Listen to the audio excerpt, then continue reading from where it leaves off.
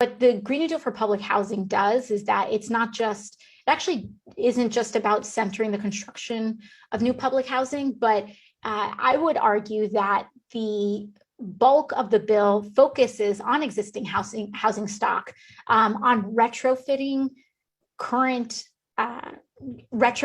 our public housing stock, and also upgrading it. And so there are two aspects to that. One is that as a lot of people may not know, when you think about what are some of the largest contributors to carbon emissions in the country, the first thing that people will think are, cars and airplanes and transportation in general. But actually, one of the largest contributors to carbon emissions in the country are buildings.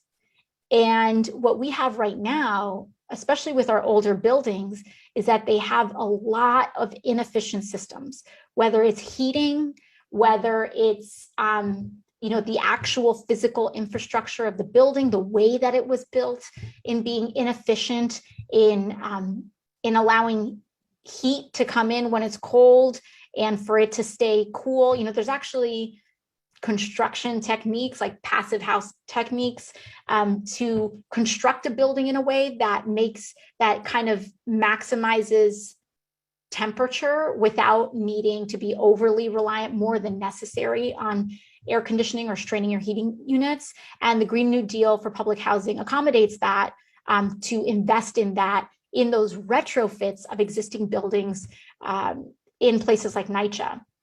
But it's not just in the actual bones of a building. What's really important is, as I mentioned, the systems that are related to a building, and that includes water, heat, and electricity. So what the Green New Deal for public housing would do with that would be, it would create a lot of jobs and projects to, for example, start the process of transitioning NYCHA to solar power. That's one example. Another example is how what we are starting to learn more and more about gas stoves, especially in smaller apartment style buildings, is how much of a health hazard they can be. For similar reasons in what I was talking about with methane, is that it emits gas that we cannot see, but that we could breathe in.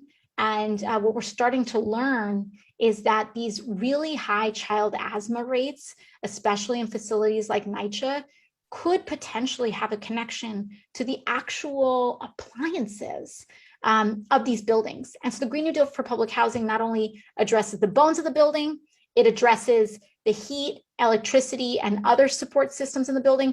And it also focuses on programs to upgrade appliances to be clean energy focused, so electric stoves, et cetera, which also has really important health benefits as well.